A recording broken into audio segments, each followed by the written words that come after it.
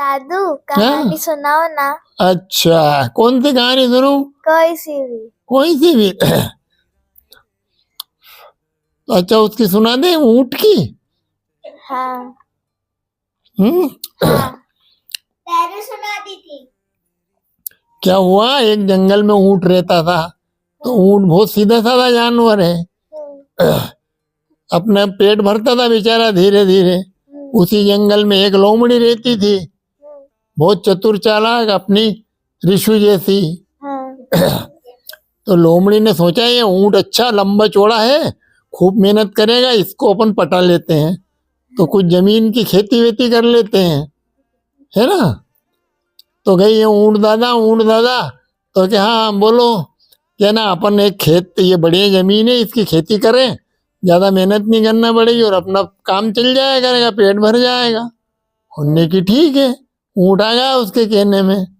उनने की उसकी ऊंट ने बेचारे ने बखर रखकर जूता जूतू के खेत बनाया, है ना। अब बारिश आई तो उनने उनने कि ना अपन पहले ऐसे करें, तय कर लें कि अपन फसल कैसे बांटेंगे। लोमड़ी ने कहा दादा, एक फसल में जमीन के नीचे का आप ले लेना, मैं जमीन के ऊपर का ले लूंगी। एक दूसरी फसल बोएंगे, उसमें जमीन के ऊपर का आप ले लेना, जमीन के अंदर का हिस्सा मैं ले लूंगी। तो ऊंट को समझ में आ गई। अब वो चालाक थी लोमड़ी, उसने क्या, बारिश आई तो मूंगफली बुआ दी।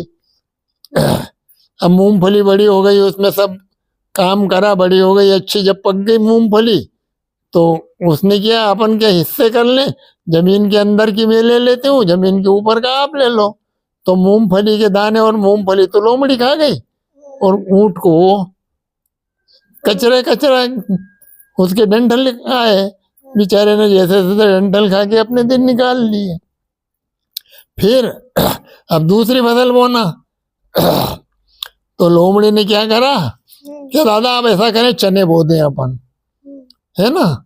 तो ऊंट सीधा था, कहना हाँ, चने बोए, मेहनत करी खूब, चने अच्छे लगे। अब जैसे चने पके कि दादा बंटवारा कर लें, तो कर लो। लोमड़ी ने ऊपर ऊपर के चने ले लिए, जमीन में की जड़ फिर ऊंट को हाथ लगी। बेचारा मन महसूस करेगा, उसने किया, तुम्हारी अपनी दोस्ती खत्म, ऐसे बदमाश से दोस्ती नहीं करना।